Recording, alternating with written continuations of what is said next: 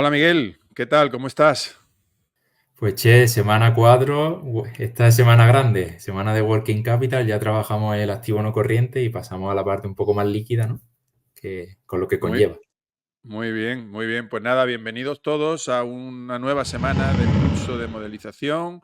Hablamos con Miguel y resaltamos algunos de los conceptos, de las definiciones, de los aprendizajes que Miguel ha realizado a lo largo de esta semana y nos va a resaltar por lo más importante, ¿no? Para dejarnos con buen sabor de boca y que queramos saber más del tema, ¿no? Entonces, esta semana, Miguel, os habéis dedicado al working capital, ¿no? Un Sí. concepto muy importante. Cuéntanos, así, a grandes rasgos.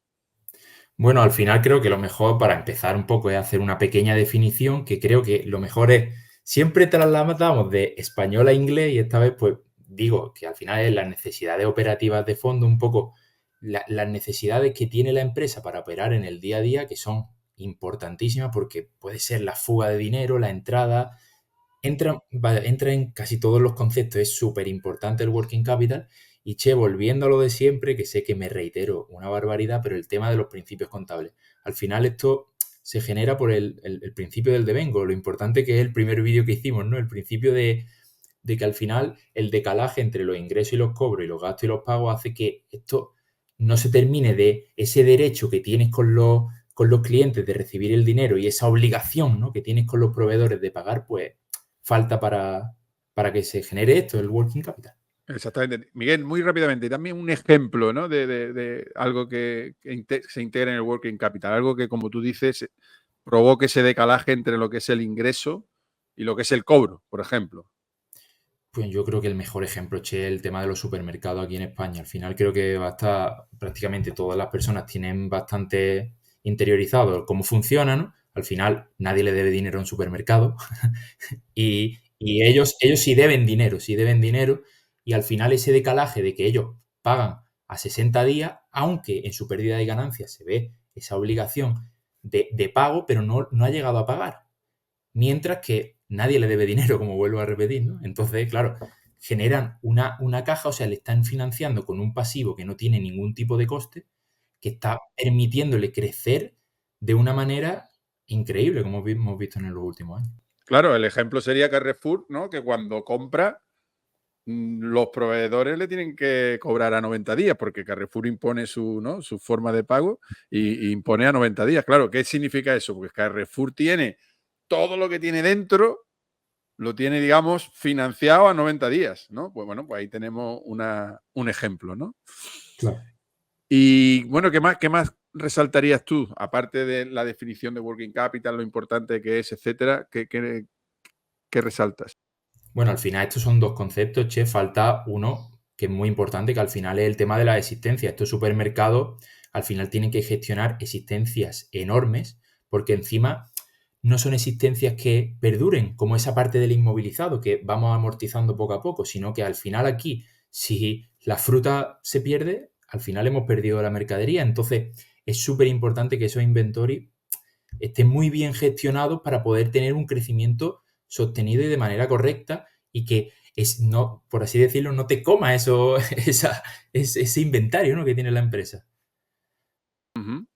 Y al final está también, por destacar otro punto, es que al final esta empresa, esta, por ejemplo, tiene un crecimiento que es muy fácil tiene un crecimiento más fácil porque al final, justamente, estos proveedores le financian, ¿no? Pero yéndonos un poco a la parte de un poquito más atrás, hay casos en los que estos exportadores de fruta, estos productores de fruta, al final sí tienen un working capital positivo. ¿Por qué? Porque cobran más tarde porque le paga el Mercadona, ¿no? Y a los productores también le dan el dinero también más tarde. Entonces, puede haber empresas de este tipo un poco más separadas que el crecimiento no lo lleguen a ver como una entrada de caja. ¿Por qué? Porque se queda en la existencia. Claro, justamente porque se queda en la existencia y tiene un working capital positivo que hace que tengamos que invertir en circulante para poder seguir creciendo. Y quizás un año vendió 30 millones de revenue y otro año tenía 35, pero aún así tiene menos caja, porque necesitamos invertir en ese working capital. Ujú, ujú, ujú. Interesante. interesante. Sería, por ejemplo, claro, hay existencia, como tú decías, digamos, perecederas y existencias que no lo son, ¿no? Entonces ahí habría que distinguir un poco, por ejemplo, lo que tú decías de la fruta, ¿no? La fruta o te la comes, nunca mejor dicho, o la tira a la basura, ¿no? Mientras que, por ejemplo, las joyas, estoy pensando, sería algo que no es perecedero, ¿no? Que se pueden mantener ahí, pero claro, hay que financiar esa existencia. Claro, es fundamental, che, al final, si una empresa, pues, al final, esto también me quedo con otro aprendizaje, che, que no te he comentado, de no, como muchas veces nos enseñan este tipo de cosas, de una fórmula, si es más que tal, hay que aplicarlo de esta manera. Pues al final, nunca podemos ver de la misma manera la existencia de justamente un supermercado que de un mercado de joyas, porque al final, este tipo de mercado que tienen oro o tiene diamante, este tipo, se pueden apreciar con el tiempo, ¿no? Entonces, quizá tenga una existencia muy alta, pero son también muy líquidas, incluso no van a perder valor, ¿no? Y con esto también quiero relacionarlo también con otro tema que quizá es súper interesante, que es la caja. Ya que he hablado un poco de la forma que se hace líquida, la caja. También hemos aprendido una parte de caja muy interesante. Es la tesorería operativa. Creo que es un concepto que la gente no tiene muy interiorizado, pero el tema de dividir la caja en una caja que sea más libre y una caja operativa, porque al final esa caja justamente la necesitas para la operativa del negocio, ¿no? Entonces tienes que tener en cuenta de que aunque tengas un remanente de tesorería y quieras hacer un crecimiento inorgánico, una recompra de acciones, una salida de dividendo, tienes que tener en cuenta de que necesitas caja para operar día a día y más si tienes un working capital positivo. Claro, claro. Muy interesante, muy interesante. Es fundamental que la tesorería que nosotros pensemos que es líquida es la que no es operativa, porque la que es operativa la tenemos que tener ahí porque la necesitamos, ¿no? Es caja, porque es dinero, pero casi, casi que sería equiparable a un edificio en el sentido de, es que lo necesito en el ejercicio diario de mi actividad, ¿no? Y entonces, pues hay que tener en cuenta eso, ¿no? Miguel, has dicho una cosa que me ha gustado mucho y que me parece súper interesante, y es evitar las reglas cerradas, las fórmulas cerradas, los límites cerrados.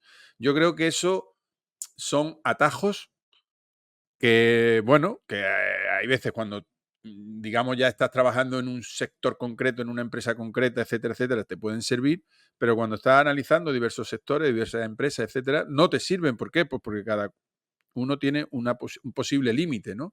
Entonces, ¿dónde está la solución? Precisamente en saber, en conocer por qué se establecen esos límites y qué sentido tiene un límite en una empresa o en otro tipo de empresa. Eso es básico, ¿no? Conocer muy bien el modelo de negocio al final, de lo que está Claro. pasando, ¿no? Claro, yo estaba pensando cuando tú estabas hablando, Sí. eh, una frutería, ¿no? O la parte de, digamos, de comestible de Carrefour, o una joyería, que son joyas, o imagínate, ahora mismo, una minera de Bitcoin. Puede tener mucha existencia.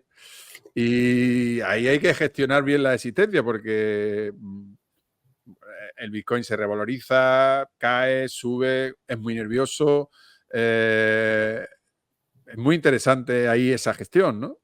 Buah, el que tiene que tener ahí una gestión es el tipo de la contabilidad, que si hay que realizar un gasto, después tener en cuenta si la vende, poder... Yo creo que esos son genios de la contabilidad que al final consiguen un poco gestionar muy bien la empresa. Ahí sí que hay que tener muy, muy en cuenta aplicar todo lo que vamos viendo en el curso para poder ver muy bien qué está pasando, ¿no? Claro, es que son ejemplos donde tú pones en valor exactamente lo que estás aprendiendo, ¿no? Que es que, ojo con la tesorería, que hay una parte que es operativa y otra que no, ojo con la existencia, ojo con el working capital en general, en fin.